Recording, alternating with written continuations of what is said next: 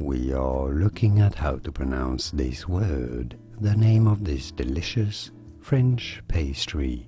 We'll be looking at how to say more interesting and often confusing food terms from French as well, so make sure to stay tuned for those.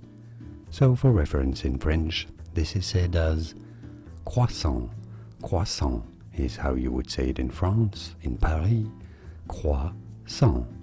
Now, if you cannot pronounce French easily or very well, in English this is generally pronounced as croissant. Croissant. Keep the T silent because yes, it's at the end of the word in French, so it means it's silent essentially. Croissant from French, croissant. And now you know. Did you get this? Was this any helpful? Let me know in the comments and by using the like button. Thank you kindly for your support.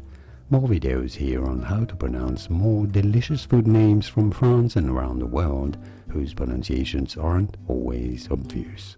I'll see you there to learn more. Thanks for watching.